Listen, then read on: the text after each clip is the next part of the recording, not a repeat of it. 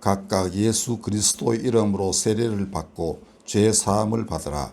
그리하면 성령의 선물을 받으리니. 아멘. 자, 오늘은 오순절이라고 하여 원래 구약에서 이스라엘 사람들이 지키던 절기였습니다만은 그리스도교인들은 이날에 예루살렘에 모여있던 성도들, 제자들이 중심이 된 초기 성도들에게 성령이 강림하였기 때문에 성령 강림절이라고 해서 특별한 절기로 지킵니다. 이날 일어났던 일은 그 사도행전에 잘 기록이 되어 있습니다. 그들이 예수께서 성천하시면서 이제 예루살렘을 떠나지 말라 이렇게 말씀하셨는데 한 곳에 다 모였다 하는데 아마 마가의 다락방인 것으로 추측합니다. 하늘로부터 급하고 강한 바람이 그 집에 막 이제 그 집을 완전히 감싸버렸습니다.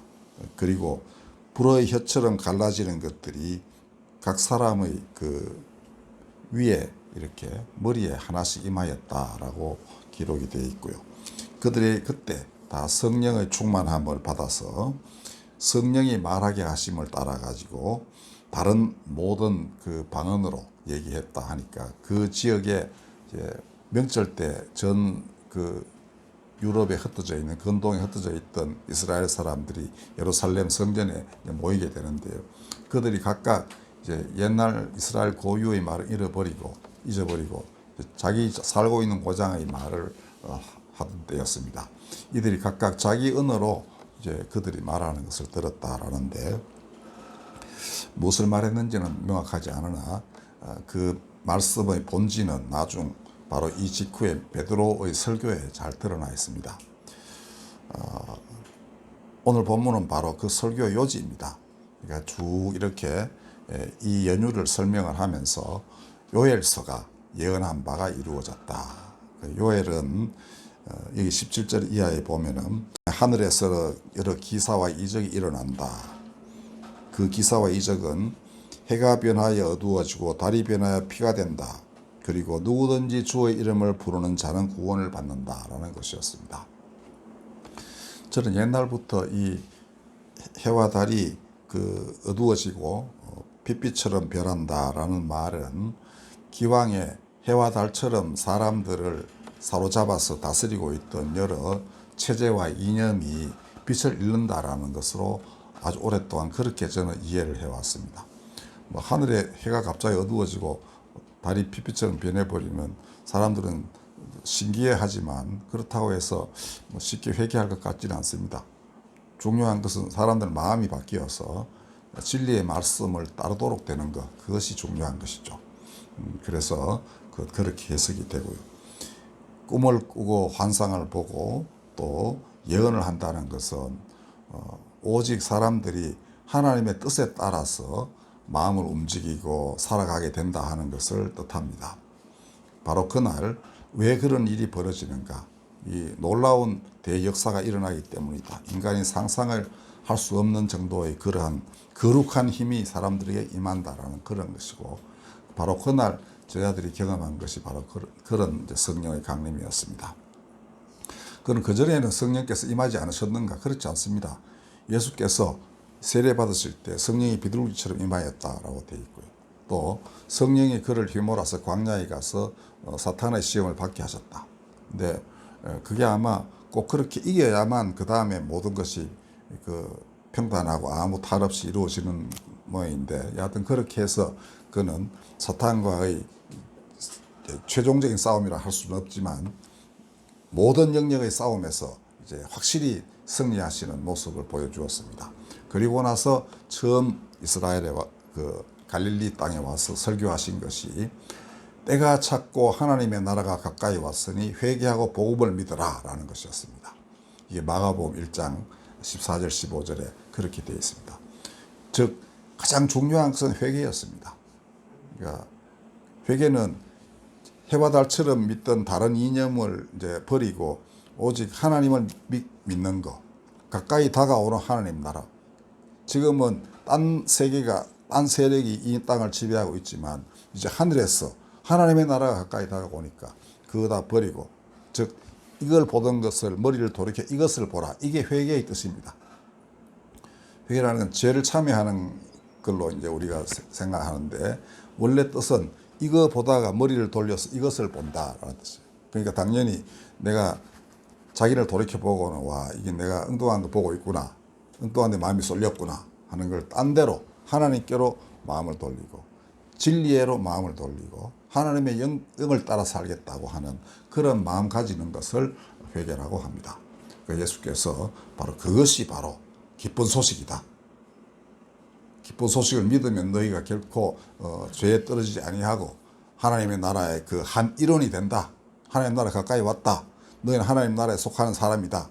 그 요건은 이거 보던 걸 그치고 이거를 봐라. 그건 가까이 다가오는 하나님의 나라를 보라라는 그러한 말씀이었습니다.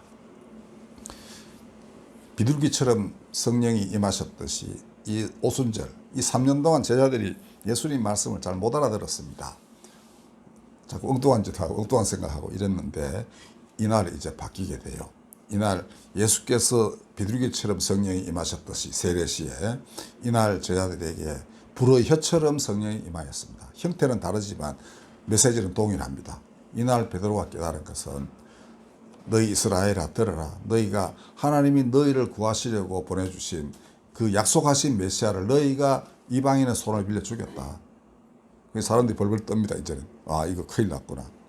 그럼 어찌하면 되겠는가 했을 때 베드로가 한 설교가 바로 이것입니다. 다시 읽어드리면, 너희가 회개하여 각각 예수 그리스도 이름으로 세례를 받고 죄 사함을 받으라. 그러면 성령의 선물을 받을 것이다. 세례를 받는다는 것은 내가 당신의 사람입니다라는 이런 그 고백의 표현입니다. 어느 종교에나 다 이런 게 있어요. 그러니까 뭐 세례는 이제 물을 이렇게 여기에 뿌리는 것도 있고요. 원래는 이스라엘의 세례는 침례였다고 합니다. 그러니까 당시에는 도처에 물이 많으니까 물에 잠겼다가 이제 완전히 옛 사람은 이쪽에 완전히 잠기고 죽고, 이제 다시 물에서 이제 나올 때 새 사람으로 거듭났다. 그리고 너는 이제부터는 세례를 주신 분의 것이다. 그러니까 우리는 아버지와 아들과 성령의 이름으로 세례를 주라. 예수께서 성천하시기 전에 제자들이 그렇게 당부를 하셨습니다. 마태복음 28장 19절 20절 그걸 보면, 자, 그렇기 때문에 이제 너희는 하나님과 아들 예수와 성령의 사람이다. 어디에 딴 데 속한 것이 아니다. 이런 징표가 바로 세례예요. 그러니까 되게 중요하죠. 근데 뭐 외형적인 세례라기보다는 마음의 할례가 중요하듯이, 마음이 쇄신되는 것, 말씀으로 인해서 완전히 사람이 바뀔 때, 그는 이미 성령의 세례를 받은 것입니다. 그래서 예수님이 처음에 그 니고데모가 고위직에 있는 이스라엘 그 관리, 밤중에 예수님이 아무래도 진짜 스승 같다 해서 이제 찾아왔을 때 말해준 게 그겁니다. 물과 성령으로 거듭나야 너희가 하나님 나라에 들어간다. 이렇게 했습니다. 당연한 것이죠. 그렇게 해야만 되는 것인데, 오늘날 많은 이제 그 선지자들이 교회에 빠진 게 지금 이거 같다. 교회에 제일 결핍되어 있는 것이 바로 이 회개다. 회개가 없어졌구나. 그러니까 이거는 자기가 지금 뭘 바라보고 있는지 잘 모른다는 겁니다. 그러니까 자기가 바라보는 것을 잘 통찰할 수 있어야 회개도 가능한 것입니다. 아, 내가 지금 재물을 바라보고 있나? 권력을 바라보고 있나? 근데 이게 과연 하나님이 원하시는 것인가? 그거 이제 성경에 다 나와 있죠. 가르침이. 특히 예수께서 하신 말씀을 잘 상고를 해야 됩니다. 그리고 그 말씀을 깨닫게 하고 그 말씀을 찾아가게 하는 것부터, 그 다음에 말씀의 뜻이 무엇인지 알게 하시는 분이 성령이시다. 그건 이미 2000년 전 바로 이 마가의 다락방에서부터 시작이 됐습니다. 요체는 바로 회개입니다. 그리고 하나님의 것이 되는 겁니다. 하나님의 사람이 되는 것. 마르크스의 사람이 됐다가, 혹은 뭐 히틀러의 사람이 됐다가, 혹은 재물신 만몬의 사람이 됐다가, 그거 다 벗어나서 다 버리고 이제 하나님의 사람이 되는 것. 이것이 바로 성령 강림의 의미이고요. 나날이 그렇게 변화될 때 그는 성령과 동행하는 사람, 성령이 그와 함께 하시는 사람이라는 증명입니다. 자,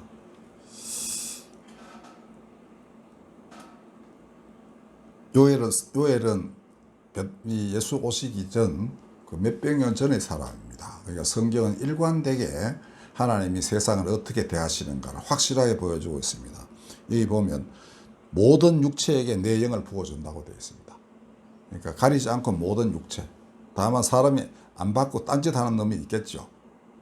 그런 자들은 이제 심판을 거쳐서 이제 아이고 이제 도저히 안 되겠다 이렇게 되는 그러한 길이 열려 있으라고 저는 믿습니다만은 그 끝까지 버티는 자에 대한 그 새로 돌아오는 과정은 정말 영벌이다 할 만큼 아주 혹독하리라.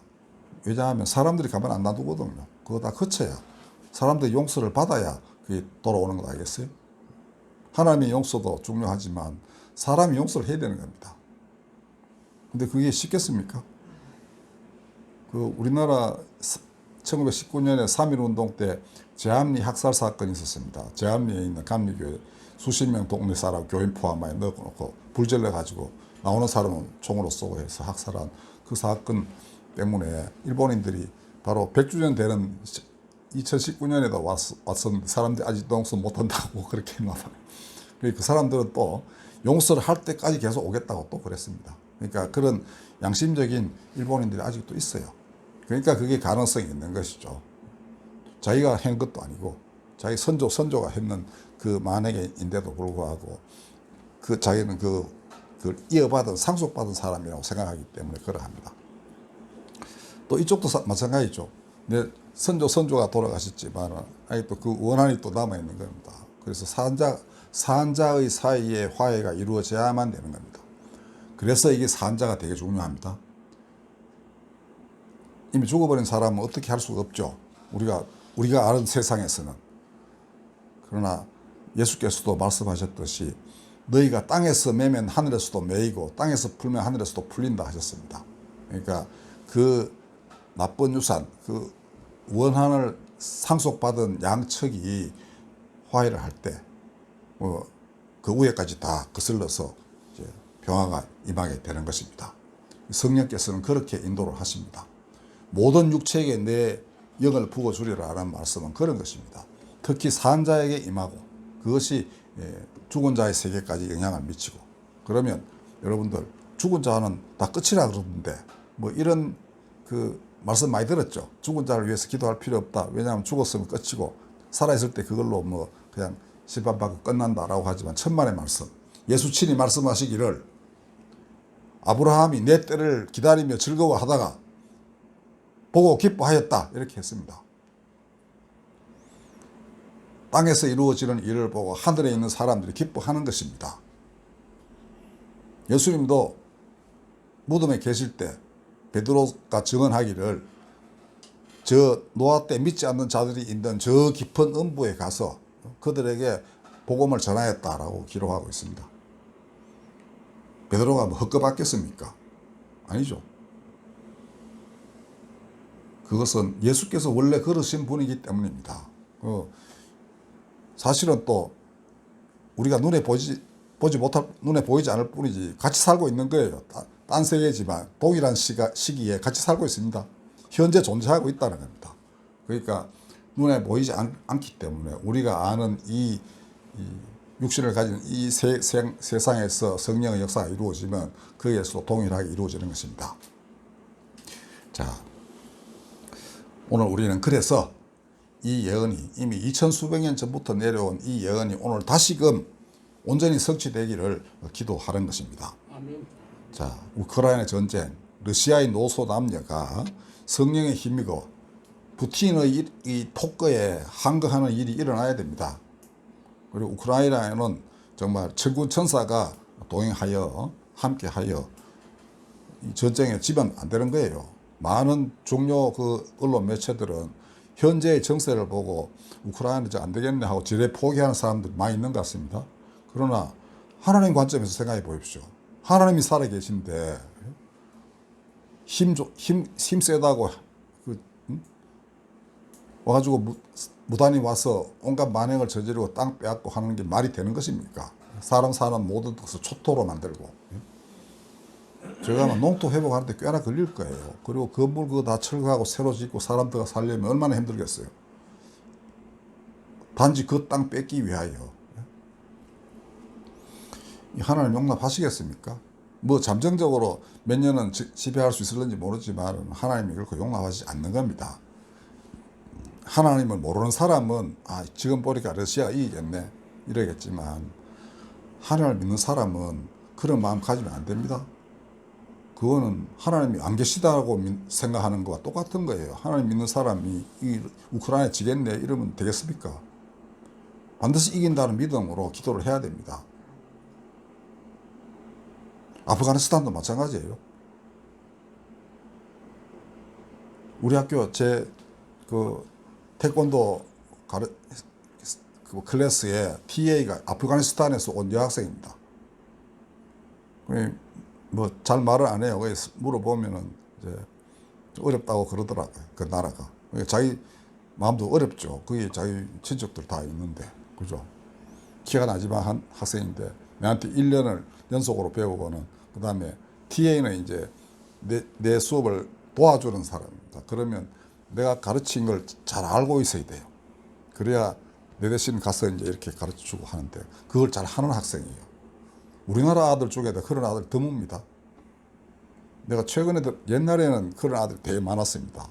그래서 그 아들이 전풍에서 이제 그 멤버들이 다 됐는데, 요새 아들은 저한테 배우려 하질 않아요. 왜냐하면 얘들은 옛날 거에 매력이 없는 거예요. 나들은 그냥 태권도 뭐 요새 시범하고 막 화려한 거 있잖아요.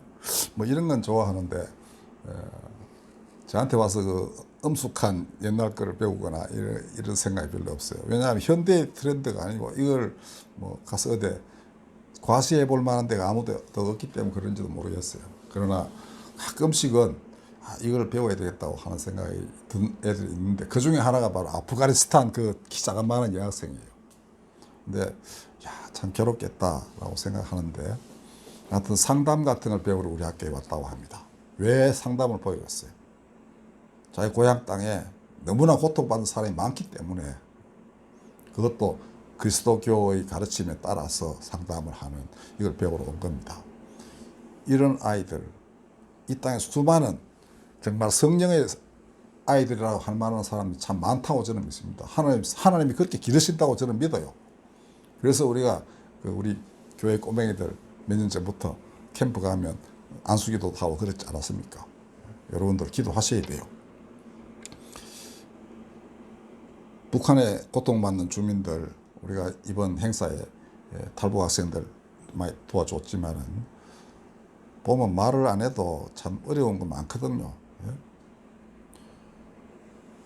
제가 언제 한번 우리 학교 아주 오래전 얘기인데요. 삼겹살 사주면서 이래저래 뭐 이야기를 물어봤더니, 그 두만강을 3월달에 건너는데 그렇게 차갑더랍니다. 그리고 그날을 다 기억해요. 처음, 그러니까 그 중에는 수십 번 들락날락 하는 애도 있어요. 양식 구하러 갔다가 오고. 근데 그 첫날을 잊지 못하더라. 서로 그러더라고. 서로 다 그거 가지고 경험이 공유되어 있어요. 너는 며칠이고? 3월 15일. 너는 3월 29일입니다. 뭐 이러더라고. 저도 날짜가 기억돼요. 그날 처음 두만강에 들이밀어 가지고 이제 요만큼 이렇게 해서 잘못하면 죽으니까 그러다. 그 건너던 그 기억이 남아 있어 가지고 물가에 잘 안 가려고 그러더라고요. 그 차가운 기억 때문에. 바닷가에 가서 뭐 목적해도 안 가고요. 그래가지고 내륙에 있는 삼겹살 집에 갔습니다. 그 두고 온 부모, 그 부모도 있을 테고, 뭐 오만 가지 사연이 있지 않겠어요? 그다음에 어제도 텔레비에 보니까 지금 중국을 떠돌고 있는 탈북민이 20만 명이라고 합니다. 온갖 고생, 말로 다 할 수 없는 고생을 겪는다는 거죠. 특히 여성들의 경우에는 뭐 사정을 우리가 헤아릴 길이 없을 정도입니다. 자, 이제는 이래 되면 사람들은 하나님 어디 계시냐라고 대략 생각하게 되죠. 하나님이 계시면 이럴 수가 없는데, 그러나 이제는 그럼에도 불구하고 하나님이 계시다고 믿고, 이 옛날 일어났던 이 일들을 기억하면서 성령이 다시 임하셔서 사람들에게 회개의 바람이 불고 또 하나님의 전능하심과 그리스도의 그 평화가 그리고 그 말씀이 사람들의 마음을 헤집고 악을 다 도려내고 새 사람 되게 하고 그럼으로써 이 땅에 평화가 도래하도록 그래서 거대한 악의 세력은 반드시 격퇴되어야 하고 마땅히 하나님은 그래 한다고 약속하셨습니다. 계시록을 보십시오. 마태복음 25장을 보십시오. 그걸 이른바 우리는 심판이라고 합니다. 성령은 심판을 여기시기도 해요. 진리의 말씀으로 사람을 가르치시니까 따르지 않는 자와 따르는 자는 확연히 구분되죠.